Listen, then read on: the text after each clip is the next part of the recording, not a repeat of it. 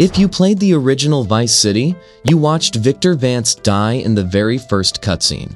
He was just a background NPC who dies before we ever get to know him.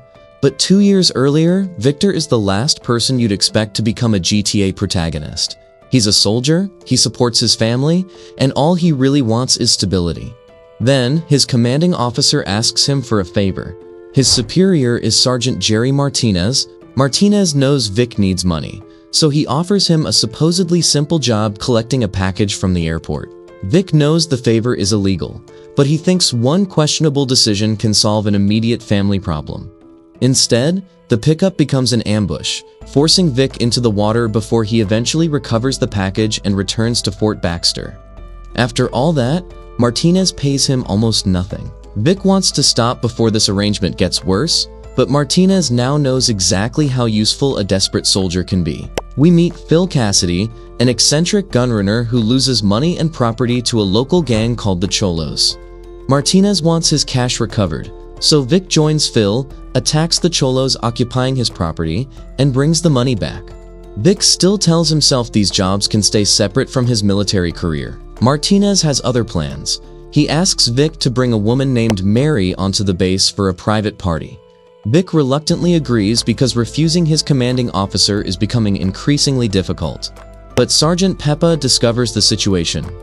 Worse, drugs appear inside Vic's barracks, leaving him holding the evidence while Martinez escapes responsibility. So Vic gets dishonorably discharged.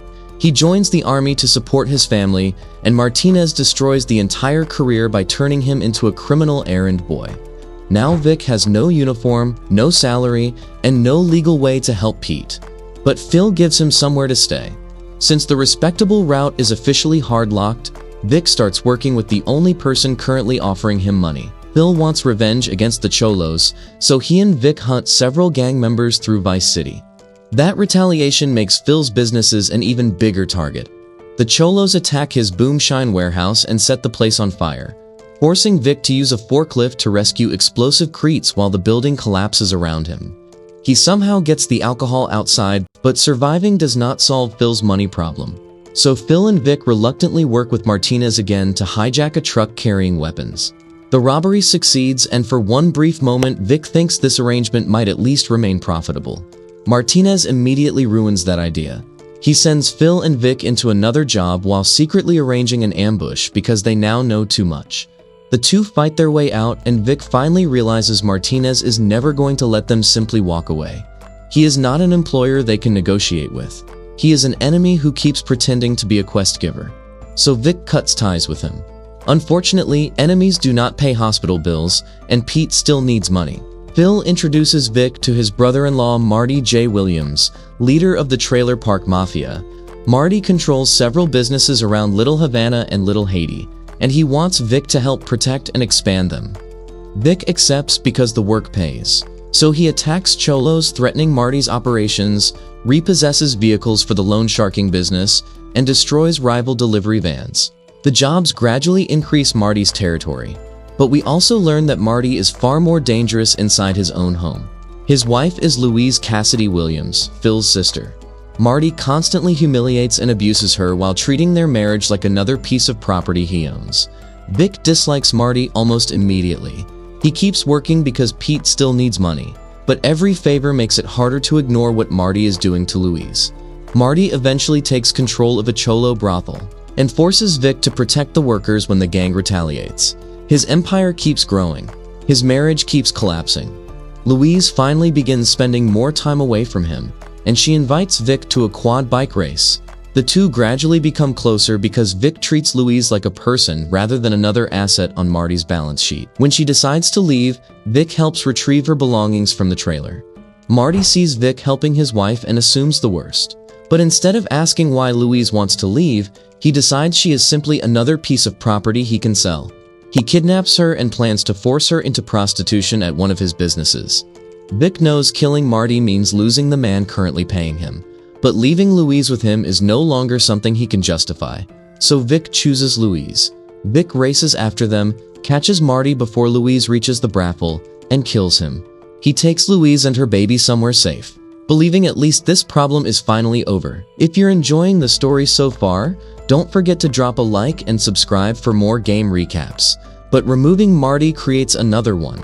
His businesses are still sitting across Vice City without anyone powerful enough to control them. Louise points out that Vic already does most of the work keeping those operations alive anyway. So Vic recruits gunmen, attacks Marty's remaining loyalists, and takes over the loan sharking and protection rackets himself. The trailer park mafia disappears. In its place, the Vance crime family begins. And that is when his brother arrives. We meet Lance Vance at the airport. Lance is confident, ambitious, and permanently convinced that the next shortcut will solve every problem created by the previous shortcut. Vic collects him, but the Cholos immediately attack, turning Lance's arrival into a moving gunfight through Vice City. Vic gets his brother safely to a hotel and hopes Lance can help stabilize the empire he never intended to build. Lance looks at the empire and sees something completely different. To him, Vic has finally found a shortcut to real money, so he wants it bigger. Meanwhile, Vic continues protecting Louise. When enemies torch one of their brothels, he steals a fire engine and saves the property. When a welfare worker threatens to take Louise's daughter, Vic intervenes again. Louise increasingly sees Vic as someone she can depend on, while Vic begins treating her safety like another responsibility he refuses to abandon. Vic thinks getting Louise away from Marty has made her safer, but Martinez is still watching, and he now knows exactly who Vic will risk himself for. Before Martinez acts on that weakness, another gang is already pressing on the Vance businesses. We meet Humberto Robina, leader of Los Cabrones. Humberto wants proof that Vic is tough enough to work with the Cubans, so he tests him by making Vic steal a package from his own men. Vic passes, giving him a useful ally against the Cholos. He helps the Cubans fight them across the city and rescues Humberto's father Alberto from an attack. Finally, Vic raids the Cholos' main weapons warehouse. Their largest remaining operation collapses and the gang effectively loses the war. Vic now has territory, businesses, and allies. Lance sees all of that and decides they need access to something much more profitable: drugs. He introduces Vic to a dealer named Brian Forbes, who claims to know about several incoming shipments. Vic already dislikes the direction this is heading, but Lance believes Forbes can move them into a higher level of business. So the brothers help him move drugs from a police-monitored warehouse. Vic drives a decoy van and deliberately keeps the police chasing him while Lance moves the real shipment. The plan actually works, which naturally means Forbes is hiding something. Lance eventually discovers that their helpful new dealer is actually an undercover DEA agent. The brothers chase Forbes down, capture him alive, and lock him inside an abandoned building. They need information about incoming shipments, so Forbes agrees to cooperate. But apparently even captivity cannot stop this man from selecting bad dialogue options. He repeatedly sends the brothers toward fake deals and traps, forcing Vic to fight his way out whenever the information proves unreliable. One lead sends Vic to the White Stallions bar for another supposed transaction. Once again, the deal is useless. Vic returns to confront Forbes, but the agent tries to escape. So the brothers finally kill him and remove the federal NPC from their party. Forbes is gone, but his fake deals have gained the brothers almost nothing. Before Lance can find another opportunity, another family problem arrives. We meet Janet Vance, Vic and Lance's mother, who suddenly appears with her boyfriend, Javier. The brothers have little reason to trust her because she repeatedly disappears whenever family responsibility becomes inconvenient. Lance still wants some kind of relationship with their mother. Vic mainly wants her nowhere near their money. The reunion fixes nothing, and Vic quickly decides the criminal empire is somehow easier to manage than his actual family. Then Lance finds an opportunity he thinks can solve everything at once. Jerry Martinez controlled a large cocaine shipment. Vic wants absolutely nothing to do with his former sergeant because every deal involving Martinez ends badly. But Lance sees revenge, money, and expansion sitting inside the same objective. To him, stealing the shipment solves 3 problems at once. So the brothers attack. They seize 2 trucks loaded with cocaine and drive them across Vice City while Martinez's men and an attack helicopter pursue them. Vic survives the convoy and gets the shipment safely across town. The brothers are suddenly sitting on enough cocaine to make them extremely rich. It also opens the rest of the map. Lance thinks he has finally found the deal that changes everything. But there is one detail he does not know. The cocaine does not actually belong to Martinez. It belongs to the Mendez brothers. We meet Armando and Diego Mendez, leaders of Vice City's largest drug organization, and the Vances have just stolen one of their shipments. The brothers do not yet understand how large the problem is, so Lance immediately starts looking for buyers. A movie contact wants Vic to prove himself first, which somehow results in Vic participating in a zombie film inside a shopping mall. He spends the night shooting actors while keeping a gore meter full, because apparently becoming a major cocaine supplier requires completing a film studio minigame. The ridiculous detour gives Vic useful entertainment industry connections, but across the city, the Mendez cartel is already tracing the missing shipment back to the Vances. Their gunmen begin attacking Vic's businesses, so Vic and Lance race across Vice City, defending the empire now spread across the city. The businesses survive, the secret does not. Armando and Diego summon the brothers and demand an explanation for the missing cocaine. Lance does what Lance does best. He improvises an enormous lie. He claims Martinez secretly works with the DEA and stole the shipment as evidence. Vic knows the story sounds ridiculous, but admitting the truth gets both brothers killed, so he commits to the dialogue option. Vic photographs Martinez meeting a DEA agent and combines the pictures with Forbes's identification, creating fake evidence that Martinez is undercover. Somehow, the Mendezes believe it. So instead of killing Vic and Lance, they make them business partners. The brothers steal from Vice City's largest cartel and somehow unlock employment. Vic now works directly for Armando. He wipes out bikers who refuse to pay the cartel, takes over their property, and eliminates rival dealers. When police seize several Mendez drug containers, Vic uses a helicopter carrying a giant magnet to lift the cargo directly out of police custody. The alliance makes everyone richer. Vic sees every successful job pushing them deeper into an organization that kills people for far smaller betrayals than theirs. But Lance is not done expanding. He discovers police surveillance equipment targeting their organization. So Vic destroys bugging antennas around multiple police stations. When bikers steal some of their cocaine, the brothers retaliate. Later, Lance drops packages from a helicopter while Vic races across the water collecting them in a hovercraft. The empire is now larger than anything Vic ever intends to build. Lance sees more money. Vic increasingly sees more ways for their enemies to reach the people around him. Martinez proves him right when he realizes Louise matters to Vic, so his men kidnap her. Vic searches several vehicles across the city until he finally finds Louise badly injured. He gets her to the hospital in time. She survives. Seeing Louise injured convinces Vic that the Empire cannot protect anyone while Martinez can still reach them. So he starts looking for allies powerful enough to end the threat instead of merely surviving it. That brings him to Intergalactic Films. We meet Rennie Wasselmeyer, an eccentric director who treats movie production and organized crime as basically the same industry. Rennie sends Vic through a series of dangerous stunt shoots involving cars, water, and enough property damage to give the insurance paperwork its own wanted level. The stunts look like another bizarre detour, but Rennie is connected to people Vic actually needs. We meet Gonzalez, Colonel Juan Cortez's right-hand man. Vic helps Gonzalez move a cocaine shipment with a Sea Sparrow, protecting the delivery from attackers. Through the same circle, we also meet Barry Micklethwaite, manager of musician Phil Collins, whose debt to Giorgio Forelli puts Phil in the crosshairs. So Vic becomes Phil Collins's temporary combat escort. He collects a bulletproof limousine, fights off mafia attackers, and gets Phil safely to his hotel. The assassination fails. Barry still owes money, so the Forellis simply cue another mission. Vic protects Phil again, but Barry's debt is only one problem inside Rennie's network.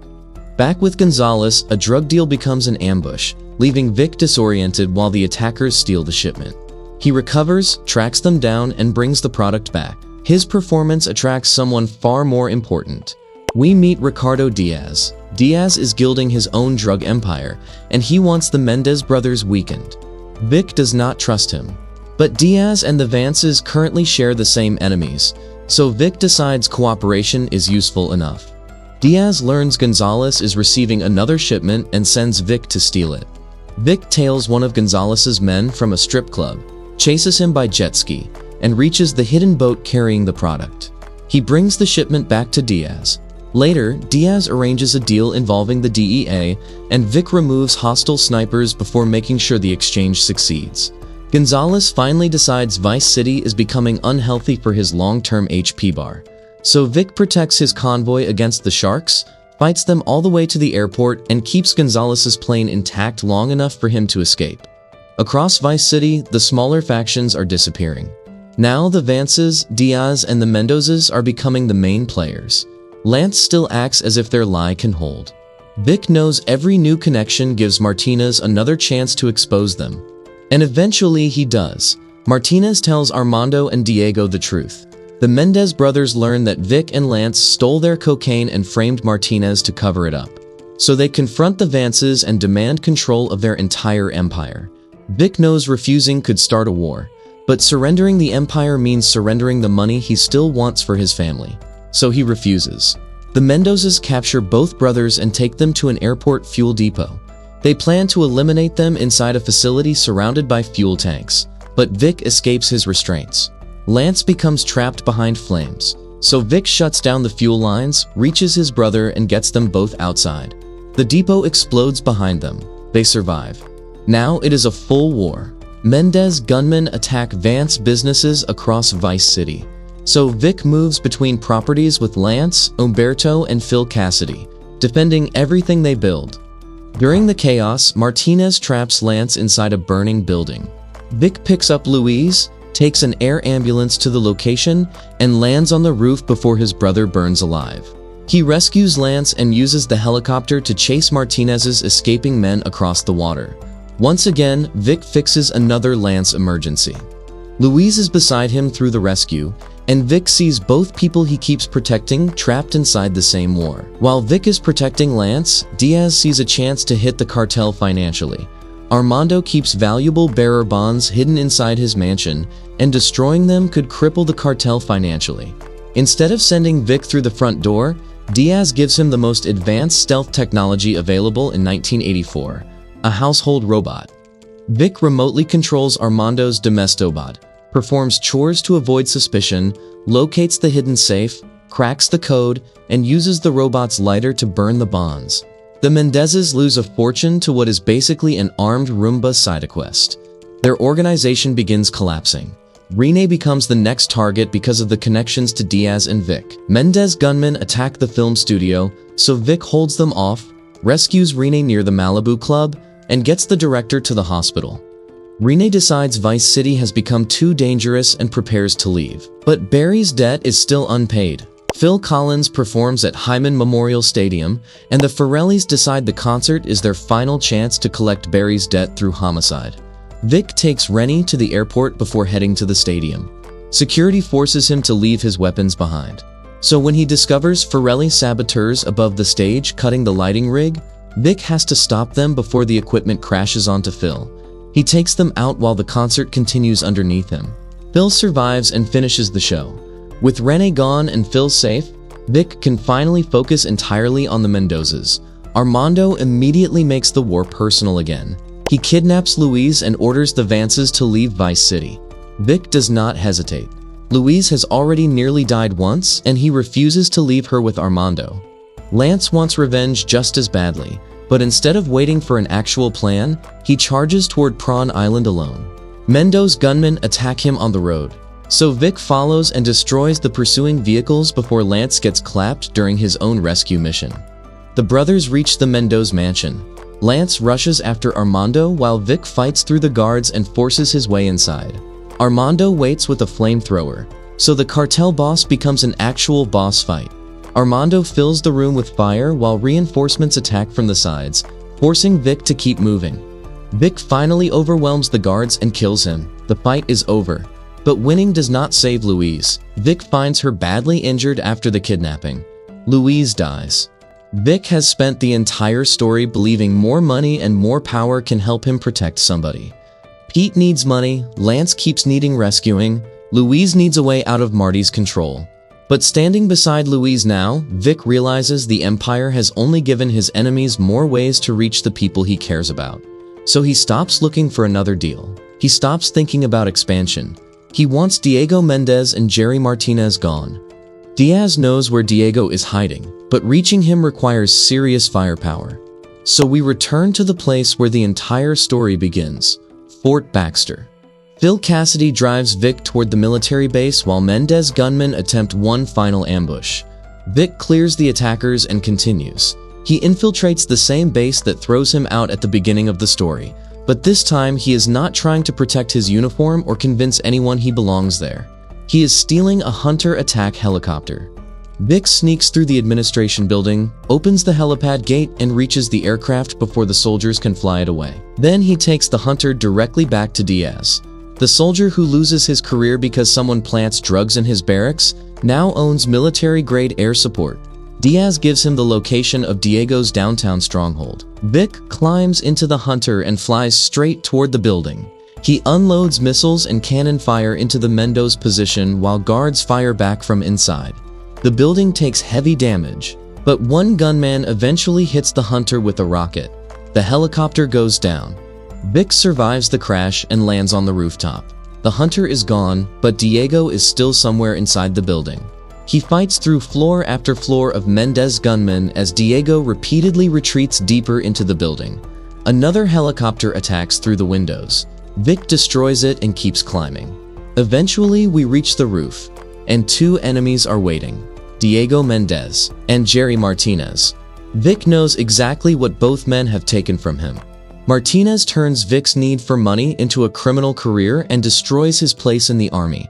After that, he keeps coming back whenever Vic tries to build something safer. Diego continues the war that finally takes Luis. Now both men are standing inside the same boss arena.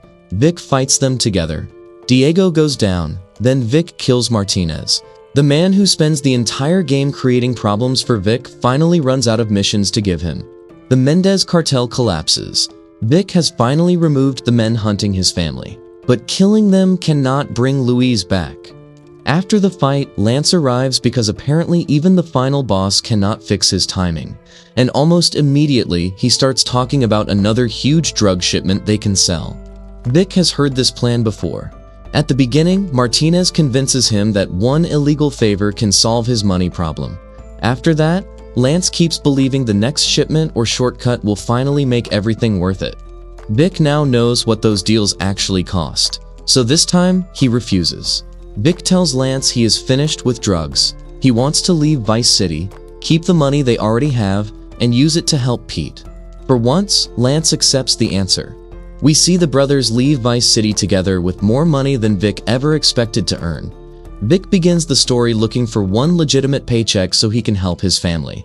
So with the Mendezes gone and Martinez finally dead, Vic chooses the option he keeps trying to reach from the beginning. He walks away. But in Vice City, nobody gets to stay away forever. 2 years later, Victor and Lance Vance return to Vice City for one more deal. And the next time we see Vic, he is standing on the docks at the very beginning of GTA Vice City. If you watched this video, you saw Victor Vance build an empire. Click the video on your screen now to watch the full story of GTA Vice City and see what happens when everything he built leads directly into Tommy Vercetti's story. Thanks for watching, and I'll see you over there.